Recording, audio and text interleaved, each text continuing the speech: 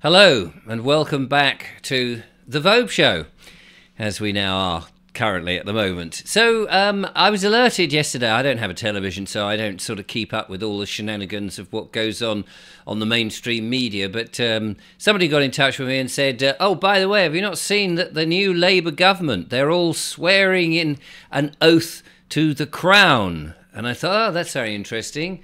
So let's go back a bit then, shall we? So what's gone on is a government that was very unpopular and had some very tyrannical policies came to an end, and the old Prime Minister decided he would dissolve Parliament. And then there was this sort of opinion poll that was carried out in the country. People went to the polling stations to give their opinion about perhaps who should be controlling them.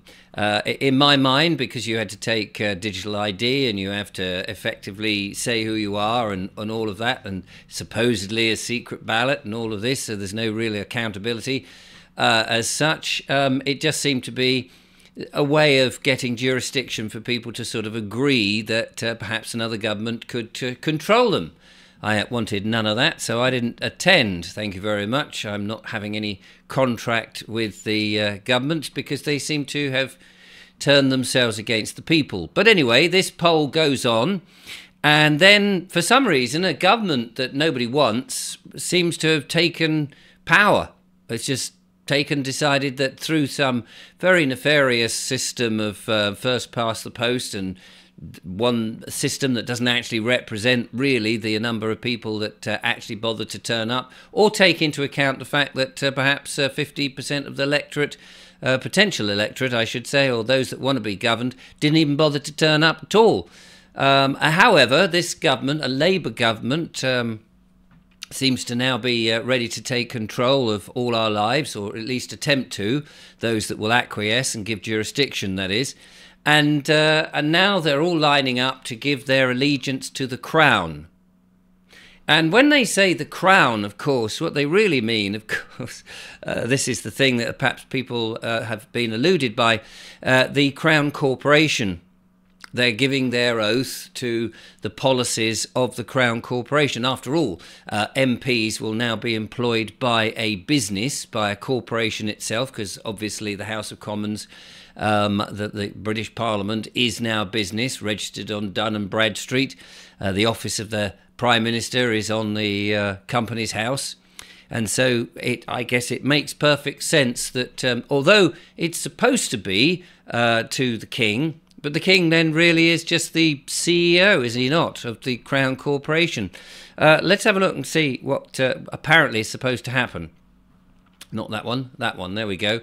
What happens when MPs, swearing in? And what is the oath of allegiance? So it says here on Yahoo News, which is the first one that came up.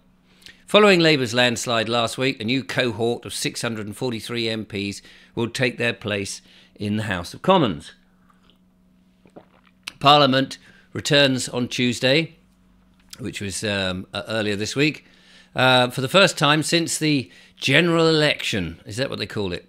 The polling, the opinion poll. Following Labour's landslide last week, a new cohort... Landslide, yes. Was it really a landslide? Did they get as many people voting for them as they got in the last election, in which they didn't actually win? Interesting.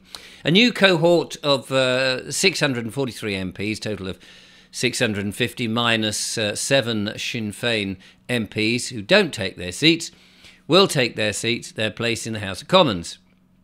Anyway, never mind all that business.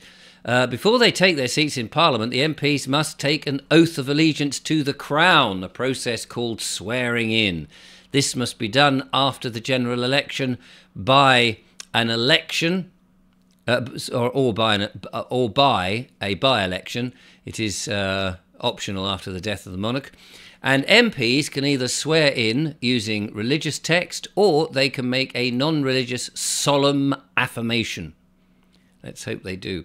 Once the Commons Speaker has taken the oath, MPs line up one by one in front of the dispatch box in order of seniority, with the Father of the House, the member with the longest continuous service, first, followed by cabinet ministers, the shadow cabinet, and so on. But let's just have a look here at UK Parliament.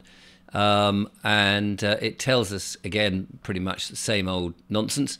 Members of the House, blah, blah, blah, take an oath to the allegiance to the Crown.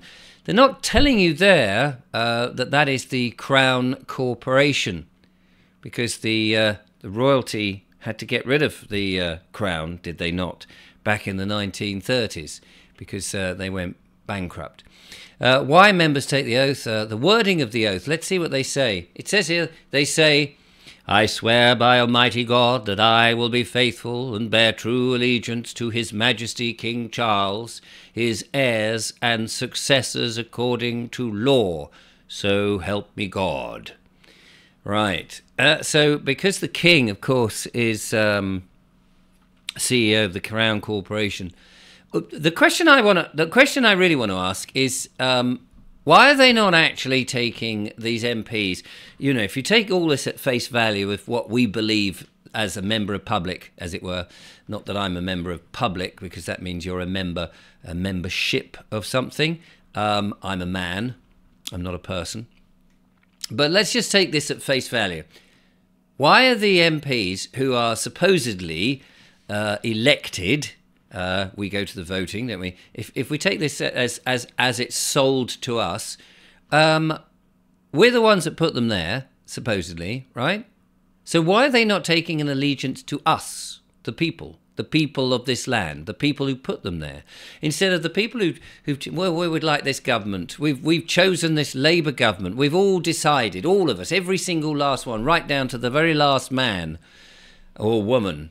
We've decided we can't wait to have Sir Keir Starmer as our leader. Oh, things are going to change. Things are going to be so much better. It's going to be so much better than that last bunch who were awful with their wanting to lock us down and wanting to make us have mandatory goodness knows what's shoved into our arm, and these evil ID technical policies, the net zero rubbish that they want to give us, and the man-made global warming belief, and the 15-minute cities, and the CBDCs, and the digital IDs, and the chemtrails, and the fluoride in the water, and all of this.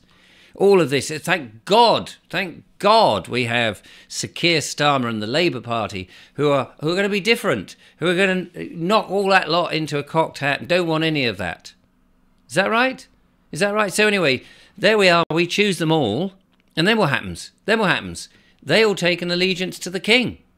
The King, the same King, incidentally, by the way, who brought in a year or so ago now that rather peculiar policy of instead of organic, being an organic farmer and everything organic and having a natural world, the Precision Breeding Act. Do you remember that? I remember reporting on that in March last year.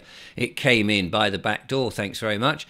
It was given royal assent, and the King thought, yes, it's absolutely perfect to have precision breeding, i.e. GM foods and unusual things, perhaps worms and cockroaches and weird foods, and never mind all that lovely organic, keeping the soil healthy. This is the same dude who also at the coronation went behind a screen, did he not, and did some various strange oath-telling and allegiance, and incidentally, by the way, rumour has it, I can't prove this, but a couple of those young boys who were there during the coronation, who witnessed what went on, have mysteriously died. I believe one of them's committed suicide. Now, I don't know whether that's related or not. Maybe that's just, just a story. Perhaps it is. Who knows? Could be. Maybe he saw something, maybe a bit of shift shaping going on, realised, oh my God, I can't cope with this, and took his life. I don't know. This is the rumour that came to me. If it didn't happen, then I apologise. Fair enough. But the main question is, why is the government made up supposedly of members of the public? Why are they not swearing an oath to us, to serve us, the people who put them there? Why are they not swearing to listen to us? Is it because we don't count? We're just the commoners, we're just the plebs, we're just the subjects, we're just, non-entities. Well, or is it because we are employees of UK Corporation, the Crown Corporation? Is it that our capitalised names that we erroneously believe that we are, when those bills come in and we see that capitalised name, which is really talking to a legal entity, not us, but we somehow get confused. After all, no bill goes to a man or a woman, does it? These acts and statutes have nothing to do with men and women. They're all to do with persons. So that we get confused and go, oh yeah, but I'm a person, and so therefore that capitalized version of my name, that's me. Well, of course it's not you. It's just a capitalized. It's just an identity of a concept. But we all accept, no, it has to be me, and I must obey the acts and statutes. But they don't apply to men and women. And I'm a man, and you may be a woman. Or maybe you think you're a woman, but you're a man. But anyway, let's not get into that nonsense.